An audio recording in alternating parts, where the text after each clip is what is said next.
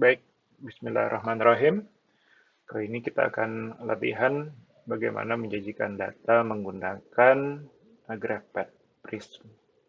Sini sudah ada file yang sudah kita download, ada dua case 1 dan case 2. Di sini kita copy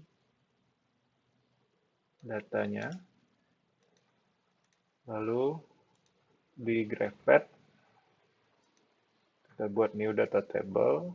Karena ini menggunakan data yang berulang, kita pilih kolom dengan memasukkan replicate data. Oke, yang sudah kita copy tadi, kita akan paste di sini. Dia akan menimpa data tutorial tadi. Sudah control group, treatment A, treatment B, dan treatment C. Nah, untuk menampilkan data, kita pilih graph. Nah, di sini ada beberapa pilihan. Kita bisa memilih menggunakan individual values, block, box and violin, dan mean and median error. Di sini karena data berulang, kita menggunakan mean and median dengan SD. Ini langsung terlihat preview dari data yang kita punya. Nah, ini bisa kita edit, bisa diedit langsung pada grafiknya, atau bisa juga kita edit pada datanya. Misal kita mau ganti, ini biar nggak usah berulang tulisan treatmentnya, kita bisa ganti dengan hanya A, B, dan C, lalu judulnya kita tambahkan dengan treatment. Baik, di sini kita bisa ganti label dari y-axis-nya, misalnya protein level. Satuannya tergantung yang kita pakai, contohnya kita bisa pakai pikogram per mililiter.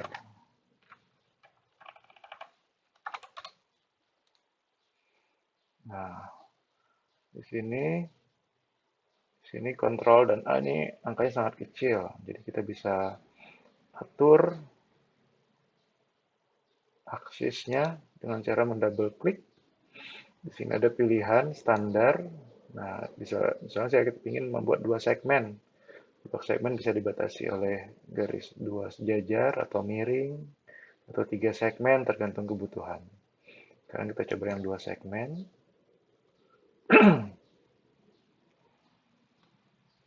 Segmen bawah itu minimum 0, misalnya kita mau maksimumnya 100.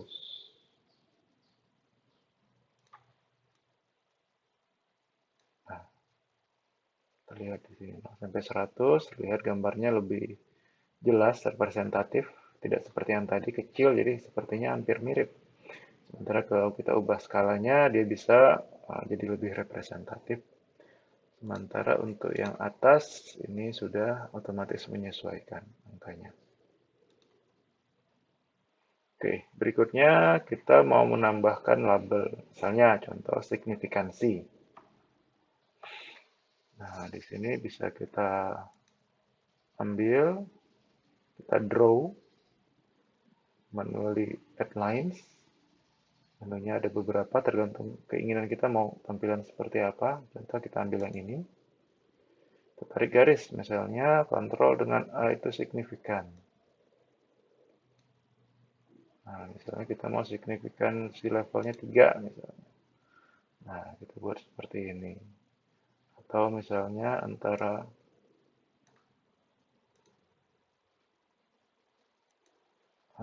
yang B dan C ini tidak signifikan misalnya.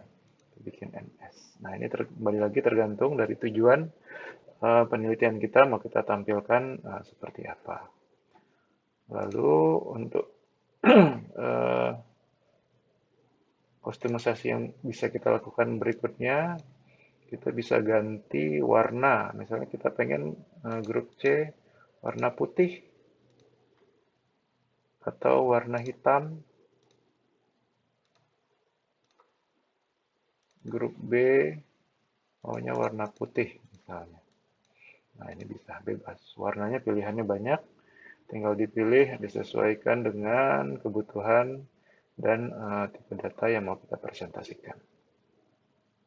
Baik, untuk case kedua, kita dihadapkan dengan data yang relatif banyak, ada 225 data dalam 3 kelompok, formatif 1, formatif 2, dan MDA gas. Data ini akan kita kopikan ke dalam kolom baru atau tabel baru di GraphPad Prisma. Ini tadi sudah dikopikan sebelumnya, ada perubahan data tadi makanya diedit secara manual. Lalu yang kita lakukan adalah kita periksa kita lakukan analisis untuk menilai normalisasi daripada data, apakah dia akan berdistribusi normal atau tidak, untuk menentukan jenis statistik yang akan kita pakai.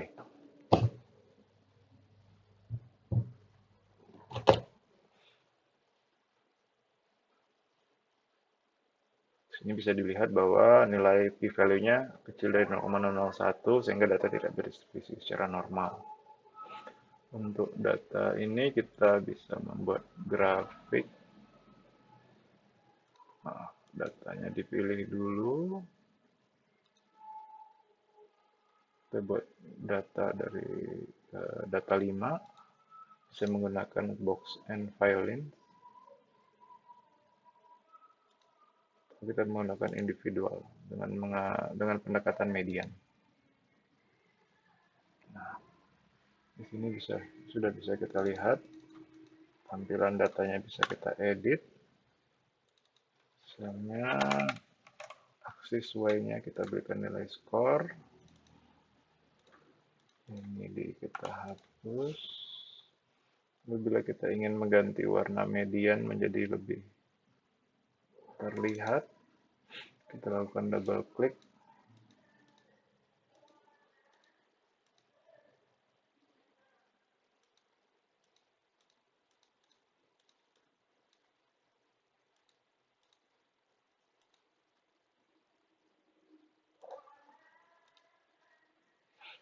Untuk lines-nya kita untuk all data set menggunakan warna merah.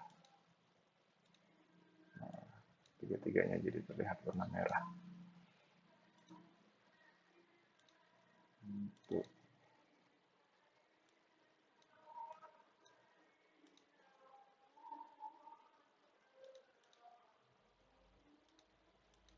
oke.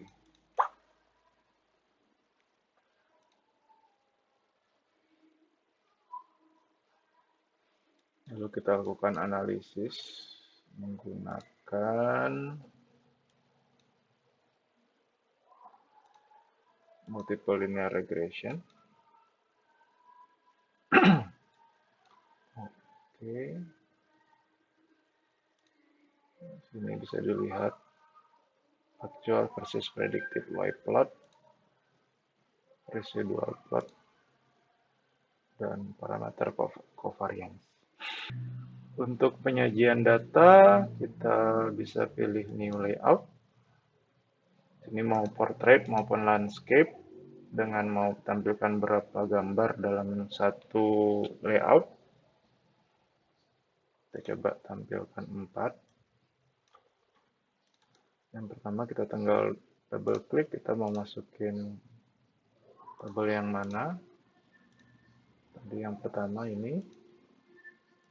Yang kedua ini. 3 bisa kita masukin data sebelumnya. Bisa juga kita masukkan data ini. Atau kita mau buat layout dengan 6.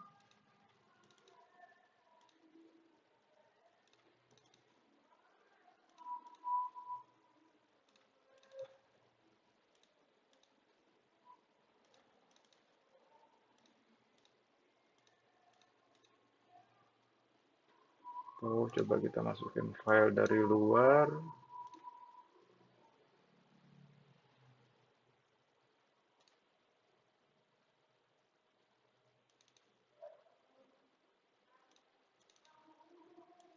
gambar dari scratch C yang sudah kita kasih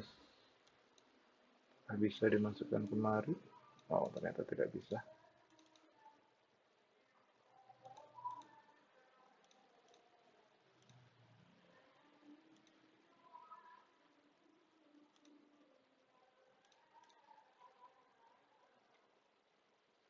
Kalau mau kita masukkan, mungkin kita bisa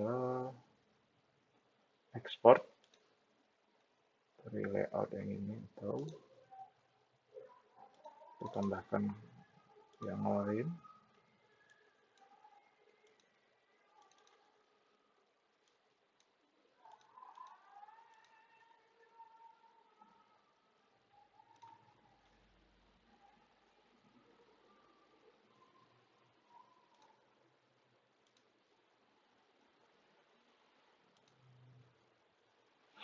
Kita bisa ekspor layout ini, bisa dalam bentuk enhanced meta file dalam Windows.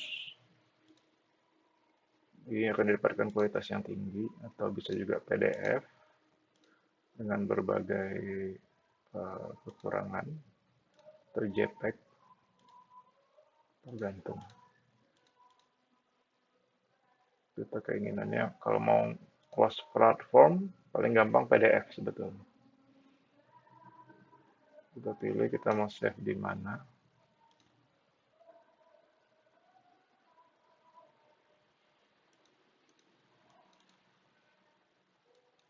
Syarat folder kita save di sini. Oke, bisa kita lihat di sini sudah terbentuk. Nah, data ini bisa kita masukkan misalnya ke PowerPoint.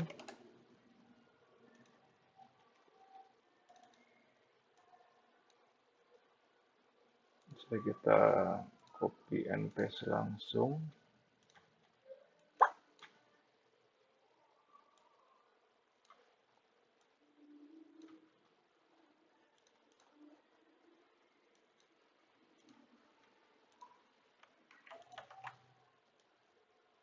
Copy paste saja seperti ini.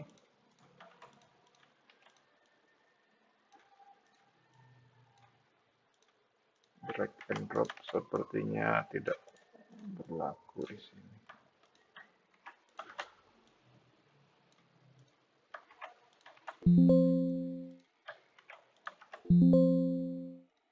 Kenapa tidak mau di copy? Begini kira-kira.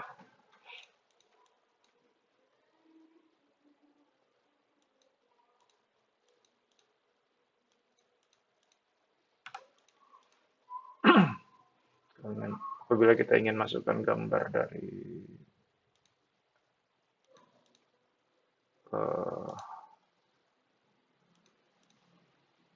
desktop,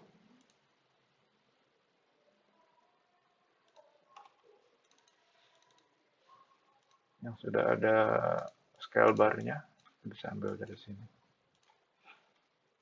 Jadi sesuaikan.